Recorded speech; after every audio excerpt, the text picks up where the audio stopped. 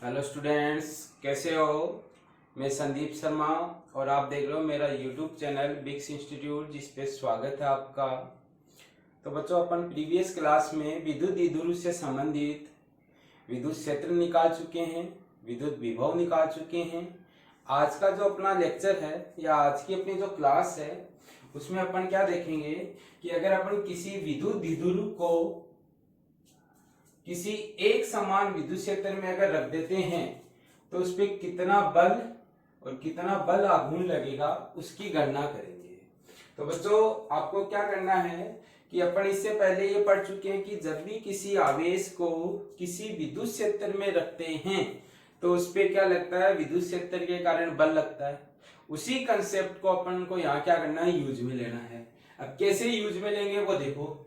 तो सबसे पहले तो अपने पास क्या नाम दिया, एक समान विद्युत क्षेत्र। तो आपको ध्यान रखना है कि विद्युत क्षेत्र दो तरीके के होते हैं। अगर किसी जगह पर विद्युत क्षेत्र का मान नियत है, चेंज नहीं हो रहा है, चेंज नहीं होने का मीनिंग उसका परिणाम भी फिक्स है और उसकी दिशा भी फिक्स है, तो इस तरीके के विद्युत क्षेत्र को नाम दिया जाता है एक समान विद्युत क्षेत्र। ऐसे ही अगर किसी जगह पर विद्युत क्षेत्र का मान परिवर्तित होता है, परिवर्तित होने का मीनिंग या तो उसका परिणाम चेंज होगा या उसकी दिशा चेंज होगी, या दोनों राशियां अगर परिवर्तित होती है तो उस विद्युत क्षेत्र को नाम दे देते हैं असमान विद्युत क्षेत्र। अभी अपन केवल एक समान विद्युत क्षेत्र का कंसेप्ट पढ़ रहे हैं। तो अपन ने ये कोई एक समान विद्युत क्षेत्र बनाया है, तो ये आपके पास ये जो समांतर रेखाएं हैं, ये समांतर रेखाएं आपको किसको निरूपित करती है, एक समान विद्युत क्षेत्र को निरूपित करने का काम करती है। यानी कि ये आपका ई है जो कैसा है, एक समान है। अब इस एक समान विद्युत क्षेत्र में अपन ने क्या कर दिया, एक द्विध्रुव को रख दिया। अब द्विध्रुव को रख दिया तो मैंने ये कोई द्विध्रुव बनाया है आपका, ये है। तो एक बिंदु तो आपका यहां है और एक बिंदु यहां है आपका। तो मैंने आपको ये बोला कि यह जो यहाँ पे जो आवेश रखा हुआ है वो तो है आपका -q, और इस बिंदु को नाम दिया है मैंने ए बिंदु। ऐसे ही यहाँ पे जो आवेश रखा हुआ है वो आपका रखा हुआ +q, और इस बिंदु को नाम दिया गया है बी बिंदु। तो इस तरीके से अगर आप देखोगे तो ये जो ए बी है वो आपका विद्युत द्विध्रुव हो गया है, जिसको शॉर्ट में अपन V और V से निरूपित कर रहे हैं। सेकंड अगर देखोगे तो अपन पढ़ के आए कि -q और +q के बीच में क्या होती है, एक दूरी होती है। तो इस दूरी को अपन निरूपित कर रहे हैं, आपका ये जो AB दूरी है, ये AB दूरी आपकी कहलाती है 2a। तो आपने यहां बोल दिया कि ये जो 2a है वो विद्युत द्विध्रुव की लंबाई है। कोई दिक्कत नहीं बच्चों, AB आपका विद्युत द्विध्रुव हो गया, 2a आपकी विद्युत द्विध्रुव की लंबाई होगी। अब ऐसे आपका p कैप है, p कैप आपकी विद्युत द्विध्रुव की क्या करती है, दिशा निरूपित करती है, जो कहां से कहां होती है, -q से +q। तो मैंने एक यहाँ पे एरो लगाया है और ये एरो आपका किसको निरूपित कर रहा है, p कैप को निरूपित कर रहा है। ऐसे ही मैंने लिखा p वेक्टर। तो p वेक्टर आपका कहलाता है विद्युत द्विध्रुव आघूर्ण, जिसको लिख सकते हैं q into 2a into P cap. q into 2a तो हो गया मोड ऑफ p, और p कैप आपकी दिशा है ही। तो आप यहाँ से p मोड का मीनिंग बता रहे हो, q इंटू 2a वो कहलाता है विद्युत द्विध्रुव आघूर्ण का परिणाम। यानी कि किसी भी एक आवेश को लो और उनके बीच की दूरी के गुणनफल को अपन विद्युत द्विध्रुव आघूर्ण का परिणाम बोल सकते हैं। अब आपको यह बोला गया है कि ये जो विद्युत द्विध्रुव आघूर्ण है वो आपका विद्युत क्षेत्र की दिशा के साथ कितना कोण निर्मित कर रहा है, थीटा कोण निर्मित कर रहा है। तो बच्चों, ये आपका डायग्राम का मीनिंग हुआ है कि ये आपका एक समान विद्युत क्षेत्र है जिसमें अपन ने थीटा कोण पर एक विद्युत द्विध्रुव को रखा है, और ये विद्युत द्विध्रुव में आपका -q है वो ए बिंदु पर है, +q है वो आपका बी बिंदु पर है, और इन दोनों बिंदुओं के बीच की दूरी 2a है, और ये आपका p कैप है वो -q से +q की ओर है, जो आपकी विद्युत द्विध्रुव आघूर्ण की दिशा को निरूपित करता है। यहाँ तक किसी भी स्टूडेंट को किसी भी प्रॉब्लम नहीं होनी चाहिए। क्लियर है यहाँ तक। अब अपन ने बोला कि इसमें एक तो निकालना बल और दूसरा निकालना है बल आघूर्ण। तो सबसे पहले अपन बल की गणना करते हैं। तो बल किन किन पे लगेगा, एक तो माइनस क्यू पर लगेगा और एक किस पे लगेगा, प्लस क्यू पर। तो अपन ने लिखा कि विद्युत क्षेत्र में विद्युत द्विध्रुव के प्लस क्यू आवेश पर बल, यानी कि इस प्लस क्यू आवेश पर बल लगेंगे। तो अपन निकाल चुके हैं कि F बराबर आपका होता है Q इंटू ई। जहां आपका F तो बल होता है, Q आपका आवेश होता है और E आपका विद्युत क्षेत्र होता है, ये अपन देख चुके हैं। और यहाँ पे अपन ने ये देखा था कि प्लस क्यू पर जो बल लगता है वो विद्युत क्षेत्र की दिशा में लगता है। अभी विद्युत क्षेत्र आपका ऐसे है, तो यानी इस पे आप अगर बल निकालोगे तो इस पे ये बल आया आपका F प्लस, जिसको लिख दिया मैंने प्लस क्यू इंटू ई। कोई दिक्कत नहीं है, तो आपने लिख दिया कि F प्लस है वो Q इंटू ई आया और इसकी दिशा बता दी विद्युत क्षेत्र की दिशा में। देखो इधर लग रहा आपका, कोई दिक्कत नहीं है। ऐसे इस माइनस क्यू पर भी क्या लगेगा, बल लगेगा। किसके कारण, इस विद्युत क्षेत्र ई के कारण। और अपन पढ़ के आए कि माइनस क्यू पर जो बल लगता है वो विद्युत क्षेत्र की दिशा के विपरीत लगता है। तो आप ये कह सकते हो कि इस पे जो बल लगेगा वो इस दिशा में लगेगा, जिसको अपन F माइनस से लिख देते हैं। और ये आपका हो गया माइनस क्यू इंटू ई। और ये आपको क्या बताएगा कि ये जो माइनस साइन है ये आपको ये बताएगा कि E अगर इधर है तो बल आपका क्या लगेगा, इधर लगेगा। तो इस तरीके से आपने प्लस क्यू पर निकाल लिया और माइनस क्यू पर निकाल लिया। अब आपको किस पे निकालना है, विद्युत द्विध्रुव पर निकालना है। तो विद्युत द्विध्रुव का मीनिंग इन दोनों का योग कर देंगे तो पूरी राशि पे बल आ जाएगा। तो आपने क्या कहा कि कुल बल वो हो गया F plus plus F minus. F plus की वैल्यू QE है और F माइनस की वैल्यू माइनस QE है। तो आप यहां से कह सकते हो कि इस पे परिणामी बल कितना लगा, 0 लगा। तो बच्चों आपने ये किसकी गणना कर दी, बल की गणना कर दी। दोबारा समझ लेना बच्चों एक बार। आपने कहा कि एक विद्युत क्षेत्र है जिसमें अपन ने एक विद्युत द्विध्रुव आघूर्ण विद्युत द्विध्रुव को रखा है कितने कोण पर, थीटा कोण पर। तो आप यहां से ये कह सकते हो कि आपके पास इस प्लस क्यू पर विद्युत क्षेत्र के कारण बल लगेगा इधर और माइनस क्यू पर विद्युत क्षेत्र के कारण बल लगेगा इधर, जिनका परिणाम तो एक समान है परंतु दिशा क्या है, विपरीत है। और दिशा विपरीत होने के कारण कुल बल का मान कितना निकल कर आया, 0 निकल कर आया। कोई दिक्कत नहीं। तब आप यहां से क्या कह सकते हो कि एक समान विद्युत क्षेत्र में विद्युत द्विध्रुव पर परिणामी बल कितना है, 0 है। और परिणामी बल जब 0 होगा तो उसमें किसी भी तरीके की स्थानांतरीय गति नहीं होगी। स्थानांतरीय गति का मीनिंग एक जगह से दूसरी जगह नहीं जाएगा, यानी अभी ये यहाँ पे है, यहाँ से यहाँ नहीं आएगा या यहाँ से यहाँ नहीं जाएगा, यानी कि इसमें किसी तरीके की स्थानांतरीय गति नहीं होती है। तो आपको ये पूछ लेते हैं कि सिद्ध कीजिए किसी विद्युत द्विध्रुव को एक समान विद्युत क्षेत्र में रखने पर उसकी कोई स्थानांतरीय गति नहीं होती। तो आप कह सकते हो कोई स्थानांतरीय गति नहीं होने का मीनिंग परिणामी बल कितना होना चाहिए, 0। और अपन ने यहां देखा कि F नेट आपका कितना आया, 0, क्योंकि प्लस पे प्लस क्यू ही लग रहा है, माइनस पे माइनस क्यू ही लग रहा है, दोनों का योग किया तो 0 आ गया। तो आप यहां से कह सकते हो इस पे कोई स्थानांतरीय गति नहीं हो रही। अब अगर आप यहां से इन दोनों को देखो तो ये वाला जो प्लस क्यू ई बल है वो तो इस लाइन के अलोंग लग रहा है और माइनस क्यू ई है वो इस लाइन के अलोंग लग रहा है आपके पास। तो आप ये कह सकते हो कि ये आपकी क्या कहलाती है, बल की क्रिया रेखा। इसको कहते हैं line of action of force. ऐसे ही ये आप देखोगे तो ये भी क्या हो गई, बल की क्रिया रेखा। अब ये वाली जो बल की क्रिया रेखा हुई है वो F प्लस की है और ये वाली जो बल की क्रिया रेखा है वो किसकी है, F माइनस की है। तो आप ये कह सकते हो कि ये जो दोनों बल हैं वो अलग अलग रेखा के अनुदिश कार्य कर रहे हैं।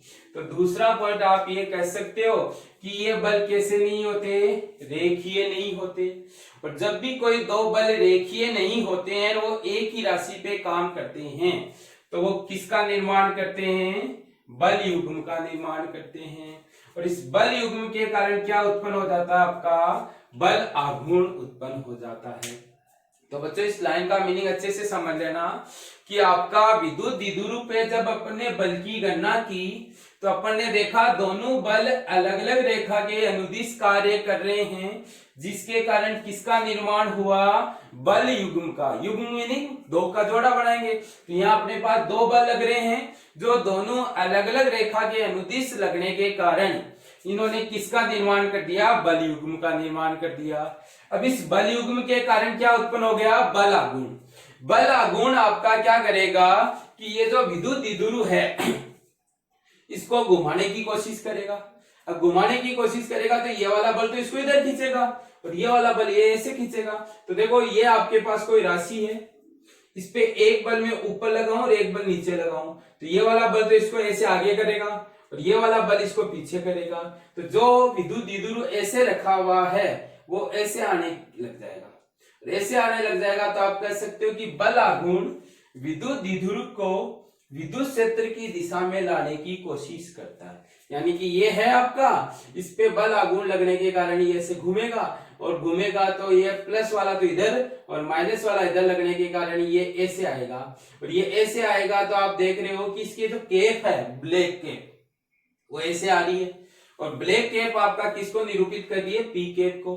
तो ये विद्युत द्विध्रुव आपका इस तरीके से आ गया, तो आप कह सकते हो कि विद्युत द्विध्रुव है वो विद्युत क्षेत्र की दिशा में आने लगता है। क्लियर है बच्चों, इन तीनों पॉइंट में कोई दिक्कत नहीं होनी चाहिए। पहला पॉइंट आपको यह कहता है कि परिणामी बल जीरो आने के कारण कोई स्थानांतरीय गति नहीं होती। दूसरा पॉइंट आपको यह कहता है कि दोनों बल अलग अलग रेखा के अनुदिश लगने के कारण एक युग्म का निर्माण करते हैं, और इस युग्म के कारण क्या उत्पन्न होता है, बल आघूर्ण। और ये बल आघूर्ण क्या काम करेगा, इस विद्युत द्विध्रुव को विद्युत क्षेत्र की दिशा में लाने का कार्य करेगा। क्लियर है ये तीनों पॉइंट। अब आता है कि बल आघूर्ण कितना लगेगा।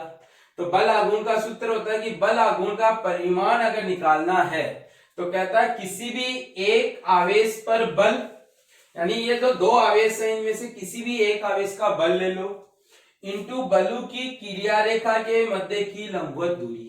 यानी एक तो ये क्रिया रेखा है और एक ये क्रिया रेखा है, इन दोनों के बीच की ये लंबवत दूरी, ये मैंने यहां से एक लंब खींचा जो इसको सी बिंदु पर मिल रहा है, तो यानी कि आपको ये लंबवत दूरी चाहिए। तो आपने यहां लिखा कि बल आघूर्ण को टो से लिखते हैं, और ये टो बराबर बल का परिमाण है वो तो Q इंटू ई आया। देखो यहाँ पे भी क्यू ई आ रहा है, यहाँ पे भी क्यू ई, और इनके बीच की लंबवत दूरी है वो कितनी है, BC है। तो आपने इसको लिख दिया BC आपके पास, जहां BC क्या कहलाती है, लंबवत दूरी कहलाती है। अब इस डायग्राम को देखोगे तो एक त्रिभुज बन रहा है BCA या ACB। इस ACB में मैंने लिखा BC अपॉन AC। तो BC है वो तो आपका लंब है और AC आपका कर्ण है, और लंब बटा कर्ण को लिख सकते हैं साइन थीटा। या आप इस त्रिभुज में साइन थीटा की वैल्यू निकालना चाहोगे तो साइन थीटा बराबर हो गया लंब बटा कर्ण। लंब BC और कर्ण आपका हो गया AB आपके पास। तो इस तरीके से अगर आप देखोगे तो आपके पास BC बराबर निकल कर आया AB साइन थीटा, और AB आपका किसके बराबर है, 2A के। तो यहां से आपने BC बराबर लिख दिया 2A साइन थीटा, और इस 2A साइन थीटा की वैल्यू जब अपन यहां पुट करते हैं ये BC का मान, तो टो बराबर निकल कर आता है QE 2A साइन थीटा। अब आपके पास पढ़ाया गया Q इंटू 2A को P लिख सकते हैं, तो यानी कि ये Q और ये 2A मिलके क्या बन गया, P बन गया। तो यहां से टो बराबर PE साइन थीटा। तो ये तो आया आपका परिमाण किसका, बल आघूर्ण का। अब मैं कहूं इसको सदिश रूप में लिखो, तो बच्चों दो चीजें याद रखना।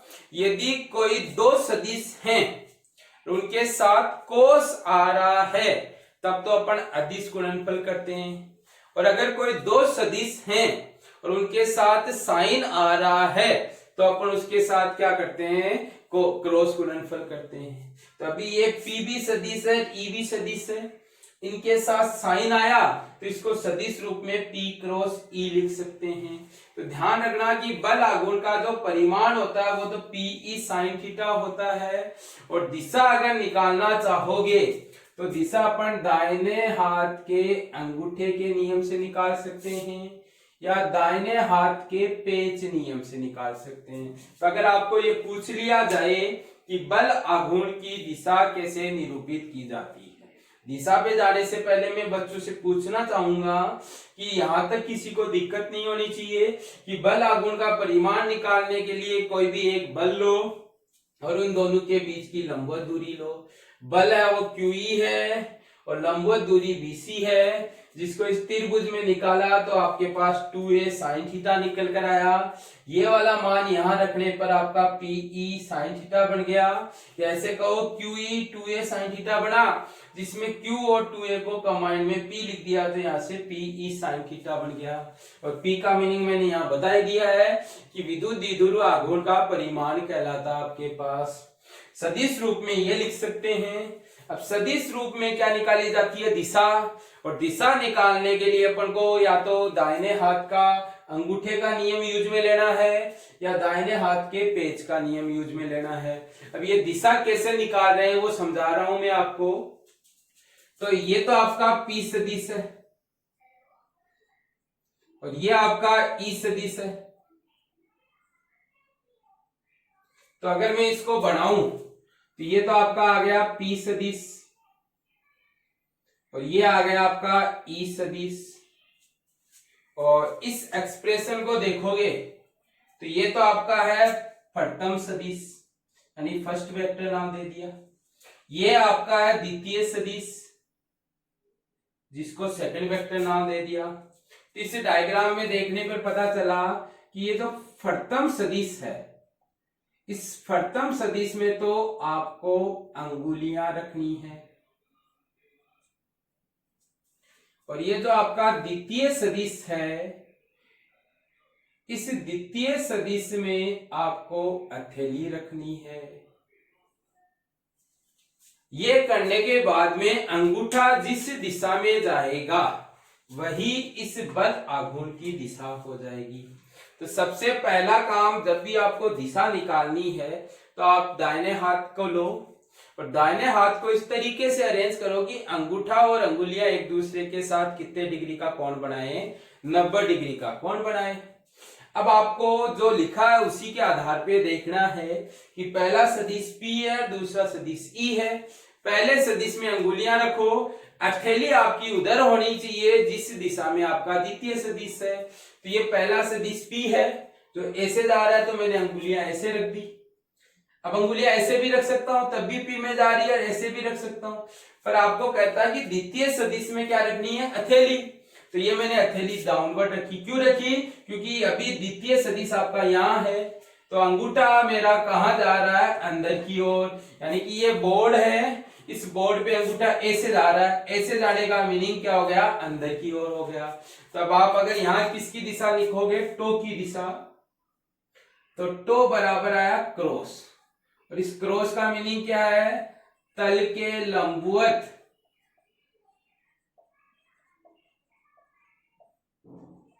अंदर की ओर। तो बच्चों ये आपकी दिशा निकालने का तरीका हो गया है। दोबारा देख लो, पहले देखना है जिसकी दिशा निकाल रहे हो उसमें पहला सदिश कौन है और दूसरा सदिश कौन है। पहला सदिश P है, दूसरा सदिश E है।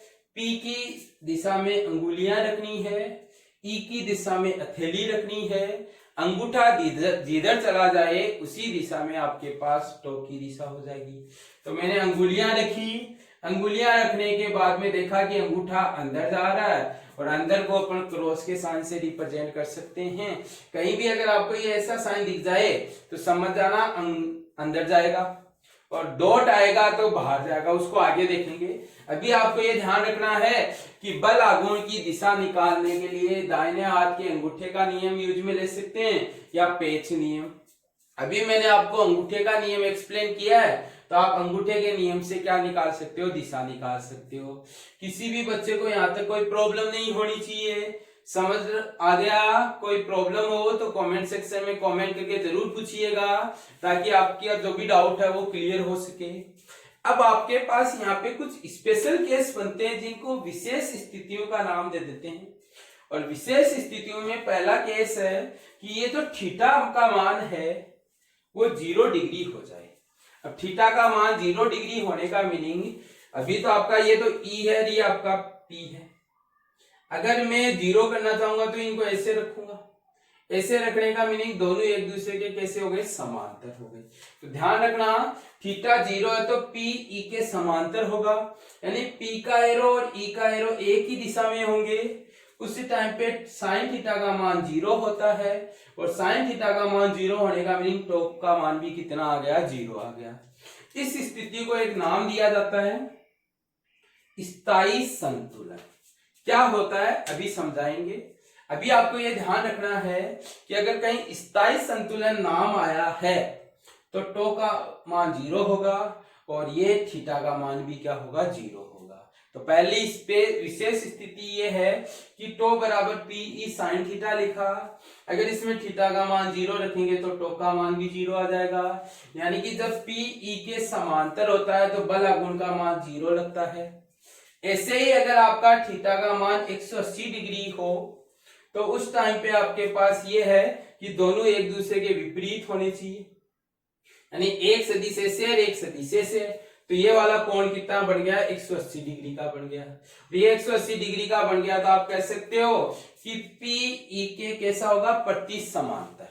प्रति समांतर का मीनिंग पी अगर इधर है तो ई आपका ऐसे होगा।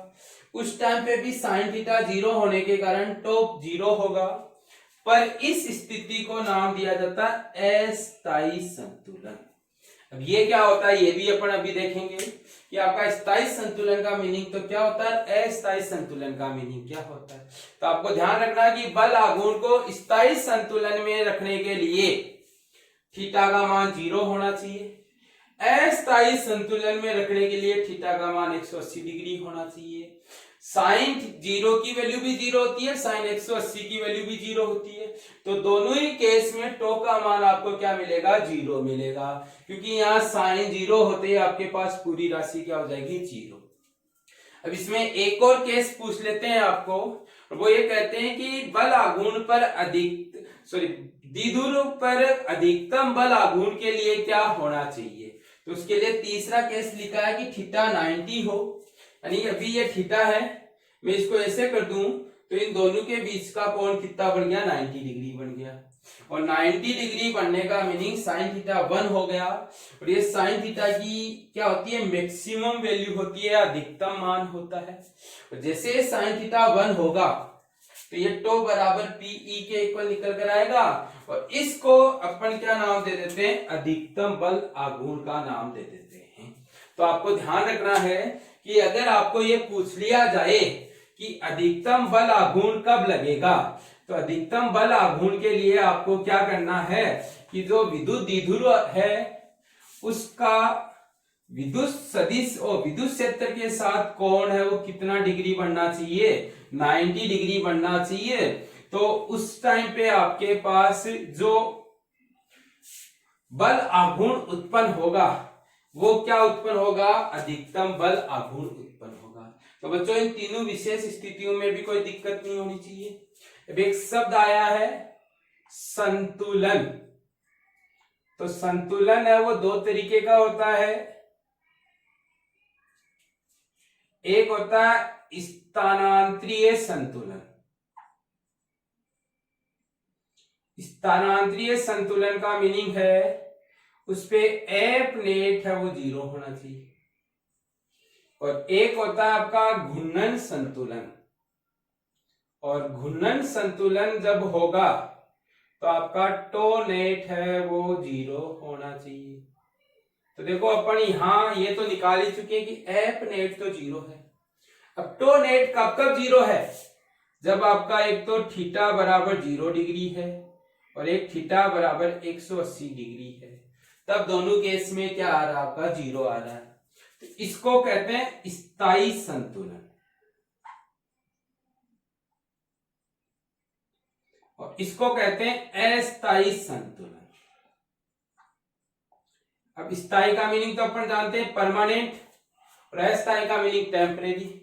तो अगर आपके पास परमानेंट की बात कर रहे हैं यानी कि कोई परिवर्तन नहीं होगा, और टेम्परेरी का मीनिंग है एक बार रहेगा फिर परमानेंट हो जाएगा। तो इसको आप एक इस डायग्राम की हेल्प से समझो कि एक तो ये ए बिंदु है और एक ये बी बिंदु है। मैंने कोई ए राशि, फर्स्ट राशि है उसको तो यहां रखा, और सेकंड राशि है इसको यहां रखा। अब मैंने ये कहा कि मैं इसको उठाकर यहां लाता हूं और फिर छोड़ता हूं, तो ये क्या करता है, वापिस उसी स्थिति में आ जाता है। तो स्थायी संतुलन का मीनिंग है किसी राशि को विस्थापित करें और वापस उसी स्थिति में आ जाए, तो उसको नाम दे दिया जाता है आपका स्थायी संतुलन।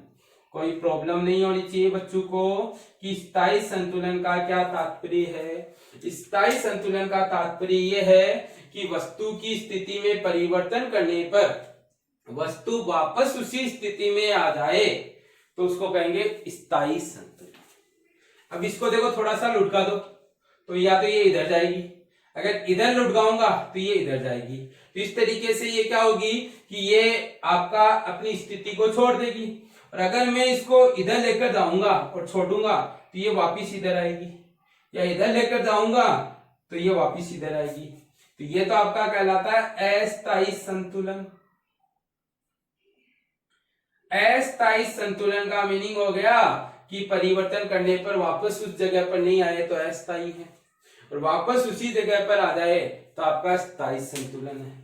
तो बच्चों ये आपका टॉपिक था बल और बल आघूर्ण का, जो आपका क्लियर होना चाहिए आपको।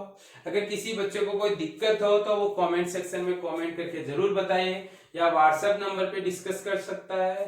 बच्चों वीडियो को देखने के बाद में लाइक करना ना भूलें, और आपको वीडियो से संबंधित अगर कोई सुझाव देना है तो उसको कमेंट सेक्शन में कमेंट करके जरूर बताएं, ताकि आपके सुझाव को मान्य किया जाए और उससे संबंधित आप जो भी सुझाव दोगे उसका यूज लिया जाए आपके पास।